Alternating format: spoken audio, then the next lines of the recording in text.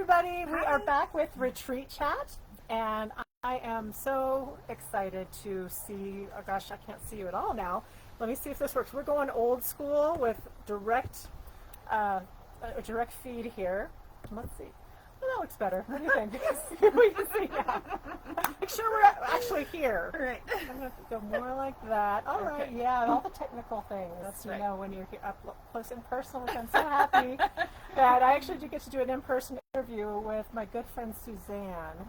And we actually met through the retreat, and I wanted to actually bring her on in a different light than we have with the other retreat chats, because she is one of our first success stories.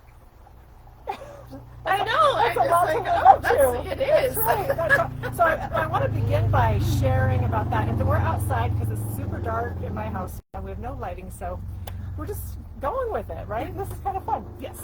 So anyway, you were at our second retreat? I believe it was the second one. The Yes. second retreat. Uh-huh. And of course, I don't know from the first retreat, we don't know all the success stories because we don't really get. It's hard to keep track of so many wonderful women, but we were able to keep track of you for a few reasons. But the second retreat, and let's just dive right in by saying, what drew you to attend the WholeYOU Retreat? Yes. Back there in 2023, I believe. And where you were at in life, and let's just start there. Okay. So I had decided to attend the second one. I had heard about the first one, saw everything on Facebook. We have a lot of mutual friends. And, I was seeing a lot about it online, and I just thought, oh, that would be fun, but I kind of missed it for that round. And then I thought, I should go. I think it would be fun. And also, I was kind of in a place where it was like, feeling a little overwhelmed, like I needed a little bit of me time. Didn't really know how to make that happen, which I think is very common, especially for women. It's like we don't know how we can carve out some time for ourselves. And so, and I think at that time I had looking back, at the time I don't really know that I would have said this, but looking back on it now, I think that one of the things that I was experiencing was that I just had a lot of thoughts, I had a lot of ideas, I had a lot of things that I wanted to accomplish, and I wasn't doing any of them. And so, I think that is what led me to just say, okay, I'm going to take this first step into carving out some time for myself. That is, there's a lot of self-reflection time that is built into the retreat, and so I just thought, okay, I'm going to try to figure out what is stopping me from all of these things that I want to do. Awesome. Yeah. Yes. And had you ever been on a retreat before? I had not. And when you went into it, were you like, did you have any apprehension, or like, what am I getting myself into? Any of those feelings? I really didn't have any apprehension. I was excited about it. I made it into a little road trip. I got my snacks, drove up to Breckenridge. Within the first 10 minutes of being there, I found a cozy chair and I pulled out my book that I'd been trying to finish for a really long time, and I finished it. Yeah. And I was like, check. One thing checked off the list. We're already winning here. Right. But when I got there, I was very comfortable. I didn't feel any apprehension about, what I was supposed to be saying or doing or how I was supposed to be showing up. I just showed up as myself. Awesome. Yeah. So, and as even the first evening and you arriving, all that rolled out, what was the vibe? What was, meeting new people, all that? Yeah. Well, I think the first thing that I was struck by was really everybody's willingness to be vulnerable. That only intensified as the retreat went on. And I feel like when people show up as themselves and they're vulnerable as themselves, it kind of makes other people feel like they have permission to do the same. And that very first night at all the retreats, there's kind of like a first night where we're all gathered and we're introducing and we're talking about how the weekend is going to go, and then everybody has a chance to talk about themselves and why they're there and the things that they're working with. And people really showed up. They really showed up with what they were working with. And it really made me feel like, okay, you know, everybody goes through things like, you know, everybody goes through things that are similar to what I'm going through, different than what I've gone through, or I've gone through things like that before and I'm not there anymore, or that kind of thing. And so it really just made me feel less of an anomaly, if that makes sense. Well, you weren't alone. Know, right, I wasn't alone. You were among, you know, friends in a safe space. Yeah, who and were having a lot of questions and asking themselves a lot of questions and really, you know, doing the same thing, carving out the time and, you know, putting themselves, you know, at the top of their to-do list. So, so yeah, that was, it really leveled the playing field, and, you know, even though everybody was kind of dealing with something different, we all kind of found ways to connect in ways that were mutually beneficial. Right, and you were able to kind of feel and sense the no judgment zone. Oh, and yeah, we sure. try to, like, make sure people know that no judgment. What comes and comes out here stays here, and that's kind of the beauty also of if you're coming solo, it's kind of one of those things you can come in kind of anonymous. Oh, yeah. In a way, you don't have to bring all the roles with you. Right. All of the support, and if it's friends, if it's sisters, if it's mothers, whatever, daughters. Although we welcome those groups, and we've had them, and they have a blast. They do. Because it takes their own relationship to a new level. But anyway, so the no judgment zone is pretty important. Yes. So as you went through the workshops and all of that, did you have any aha moments? I did, and I guess I I was thinking about this earlier because I thought, okay, a lot of people wonder where people find the audacity, right, to do stuff, or to, you know, think that they can do stuff, or to, you know, kind of pursue the things that they feel like they want to do. And I feel like I found the audacity. I found the audacity at the retreat.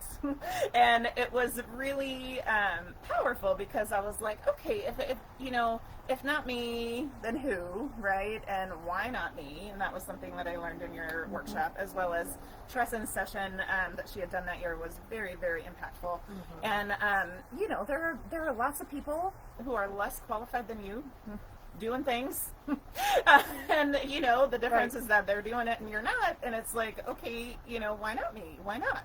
So it really, it sounds kind of funny, but I found the audacity at that retreat to really go after some things that I wanted to do, and things that were kind of swimming around in my head that I felt like, oh, I should really pursue this. And I think that, you know, there was a lack of confidence, you know, as to why I wasn't doing the things that I wanted to do. And also because I didn't feel qualified. I think so many people get stuck in that rut, and like, you just keep on, oh, I'll learn something else. I'll sign up for this, and I just need to keep getting better and better and better, and then. But ladies, you're never going to be younger or more beautiful. Or smart. You know, the time maybe is now. Smarter, maybe wiser. The other two things, you know. Now, why wait? Yes. Right? So, what came out of you? I mean, what clicked? What are we doing with it? Well, one of the big projects that came out that I had been thinking about, but kind of feeling like, oh, like, who would want to listen to me about this, or what kind of expertise would I really have in a situation like this? But it was actually around my alcohol habit that I had had for a really long time. And, you know, interestingly enough, just kind of getting away with it. Because that, you know, it's the happy drunks that get away with it the longest, right? And, you know, I wouldn't say that I had a huge problem or that it was, like, ruining my life or anything, but, you know, I was also kind of feeling like I'm drinking, like, more than I feel like I want to, and I was kind of trying to figure out how to get to the bottom of that. And so, what I decided to do was I was writing myself little notes and little reminder things, and I was journaling, and I was doing things to try to figure out, okay, like, why am I continuing to do this thing that I feel like is hindering my progress in general? You know, and I had talked to a few friends about it, and they said, you know, you could really turn this into something. Like, this could be like a card deck. You know, and it was actually, that is something that I thought that I actually really wanted, and I was looking for it, and I wasn't finding it. So, at the retreat, I found the audacity to actually go ahead with that project, and I did. I developed the Curious Card Company, and it's a card deck that has journal prompts and also affirmantras, which are reminders of things that you can use as a bookmark or whatever. And it comes with a journal, and I've been teaching workshops around the framework that I used, that I actually used on myself. And it ended up resulting in me quitting drinking completely, which was not my original goal. My original goal was to just go, like maybe once a month, but I thought I could still maybe like have a relationship with it, but just be more intentional about it. And so there for a while, for a couple years, I was actually really not drinking that much. And then using my own strategies in the midst of this project, and doing the printing and the design and all of that stuff, using my own strategies, I ended up quitting completely. And it's not like a line in the sand either, right, from how we've talked, because you're just not that interested. Right, I'm just not that interested.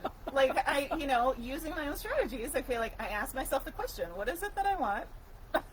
And does this align with my personal character, and does this align with my goals? Is this going to make me not work out in the morning? Yeah. I mean, like, there's all of these things, all of these ways that it was affecting my life, and after a while, it just turned into this, like, I just don't want to do it. And so, I don't count. I know that lots of people count the days that they have, and that can be really useful for a lot of people. I don't find it to be useful for me because, people who don't drink, they don't go, oh, I've been sober for, however many days. They just don't drink and they don't think about it. So but I do know when it was, and I'm coming up. I realized the other day that I'm coming up on 2 years now. So well, and you just feel so good about it. I feel really good about it. And you've created this organization around it, and you're leading workshops, and you're collaborating with other wellness professionals to help serve people that either have a problem or feel like you're just a little in the middle, maybe just having a little too much. How can I work this into my life? And you're really serving people. Well, yeah, and also, the basis of it is that, make your choices intentional. Because that's what I felt like I wasn't doing. It was like, I was just kind of doing this thing because it was a habit and, whatever. But it's like, bring some awareness to the choices that you're making and make those choices intentional. Have some mindfulness about it. And, because in my workshops, I don't tell people that they need to quit drinking completely, because that's not right for everybody. So, I mean, it can be around a lot of different habits as well. Right, I was going to say, not only that, any habit that you don't want, the system can work. The framework can be applied to anything you're trying to get a hold of. Yeah. So. Awesome. So Suzanne actually does now offer we call it a bonus session one evening for those who are interested to go through her system and learn just about how to use this strategy. So that's kind of exciting. Yeah. Right? Yeah. It's exciting because let's just have a little fun with this, because the retreat, as you know, is coming up October 16th through 19th, so not too far away. Are we a month? We're a month away. A month away. Okay. We do have a few spots left, but don't wait. You got to grab your spot now. So let's do something fun, and let's just, in one word, describe your role, what you bring to the retreat. For the kitchen part? Yeah.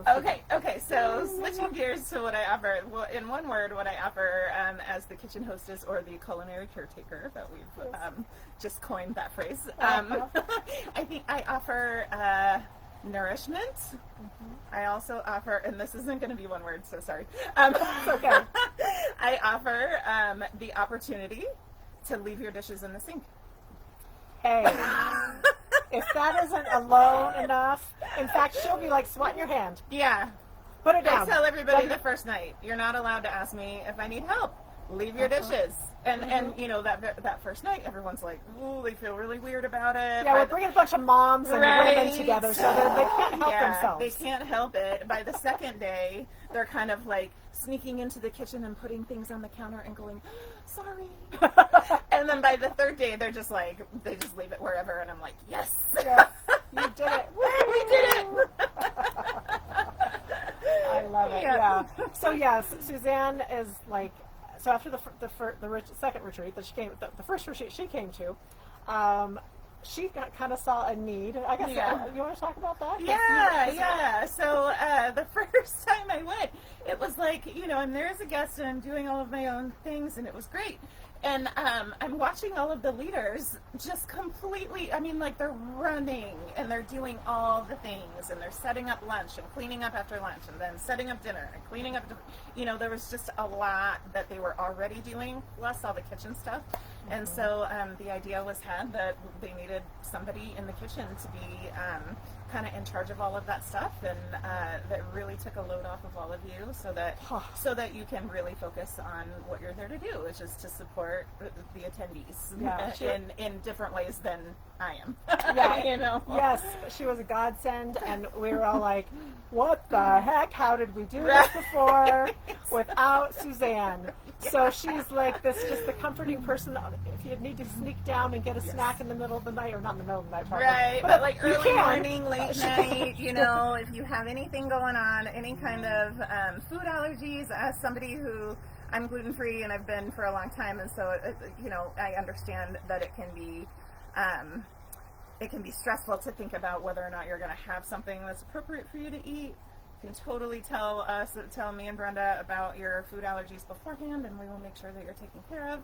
I'm up first Stacy's usually up first in the morning, but I'm usually the first one in the kitchen in the morning, just, getting everything ready, and usually the early risers will come and just hang out with me in the kitchen, and they'll talk about how things have been going. I really, really love all of the conversations I have with the attendees in the kitchen.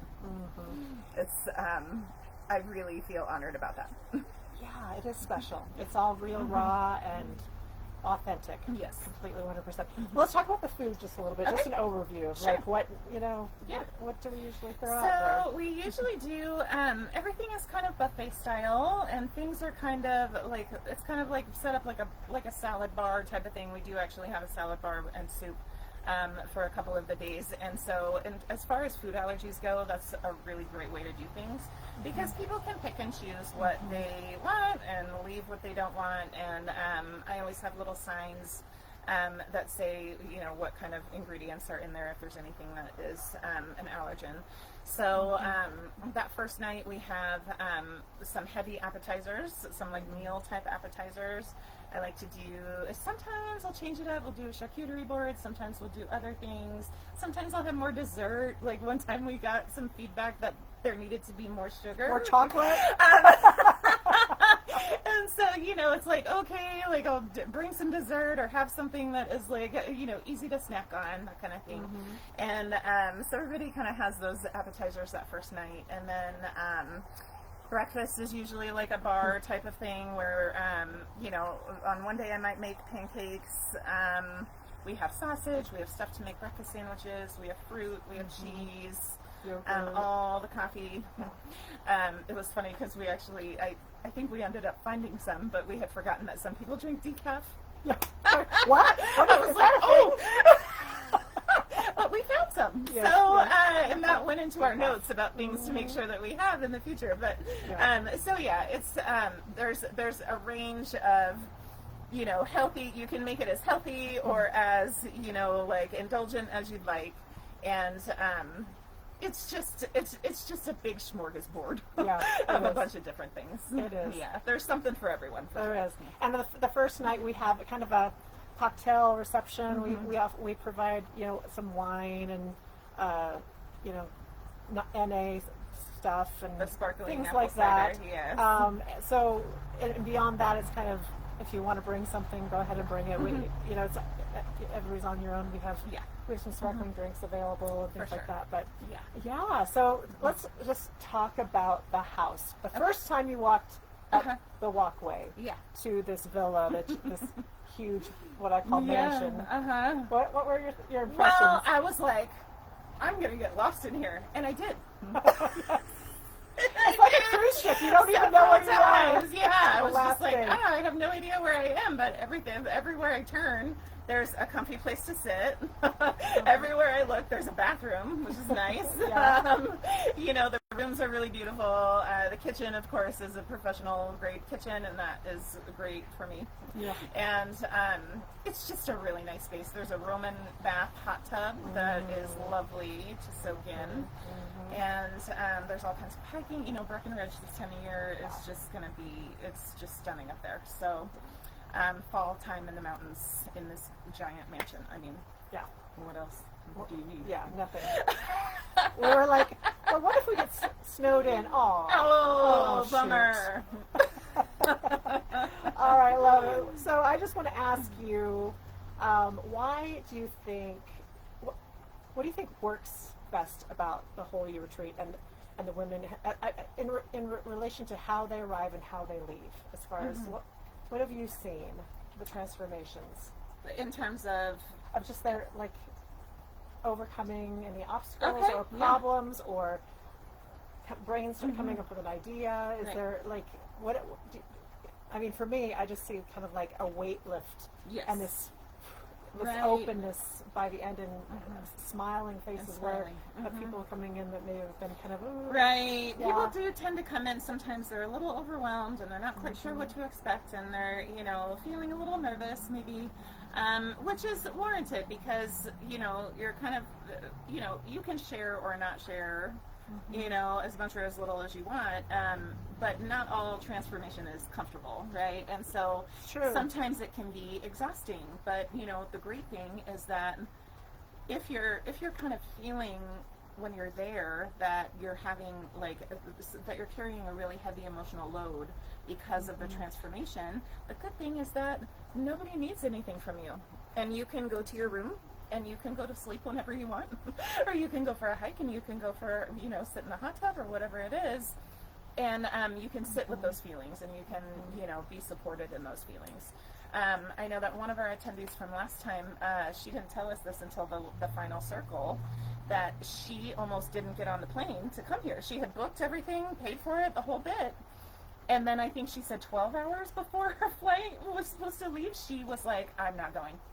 I'm not going. I'm not going. She had all this anxiety about it, really just was second guessing herself, right up until she got on the plane, probably while she was on the plane. And then she came in and, she wasn't showing really any kind of signs of stress or anything like that while she was there. But throughout the sessions and stuff, she was really sharing some things and being really vulnerable about it.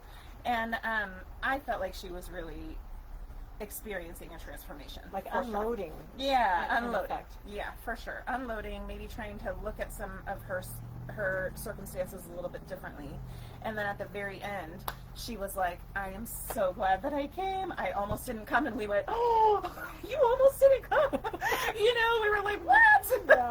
Not only because, we needed her. She was, everybody who comes, it's like we need them. And they all, it wouldn't have been the same without her. We fall in love with every participant. And she was, she just seemed very much happier. She seemed lighter. She seemed like, okay, she took a risk. She pushed through her anxiety to come and get on the plane and come to the retreat. And, she wasn't sure how it was going to go, but she ended up really getting a lot out of it. So, all right, well, let's just kind of end with that. What would you say to someone out there listening who is on the fence, really wants to, but maybe not yet? I'm not, maybe I should wait, or maybe, money's not lining up, or I've got these things going on, other people's problems. Other people's problems, Well, I would say that find the audacity. It only takes a little bit of audacity to sign up for this. And then once you walk through the door, you will find more audacity. The thing that I have to warn you about, at least it's been my experience, is that once I started finding that audacity to do stuff, it hasn't really stopped. Right. So I've been doing a whole bunch of other things also that had been in my head, things that I wanted to try, things that I wanted to do. And so it only takes a little bit of audacity to just bet on yourself, take care of yourself a little bit.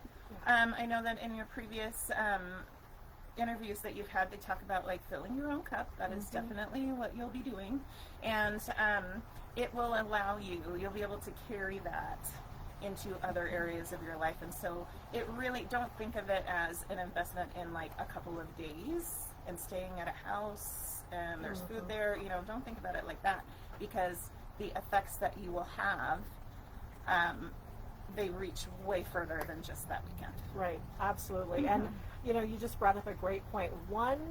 Stepping out of your comfort zone once and doing something new once and trying and kind of going out and taking a little risk once kind of becomes a snowball effect. And things start coming, opportunities start coming to you that you never expected. You never would have been in front of it because of these other things lined up just this way. So one opportunity, one, you know, growth thing, one joyful moment after another just start coming at you.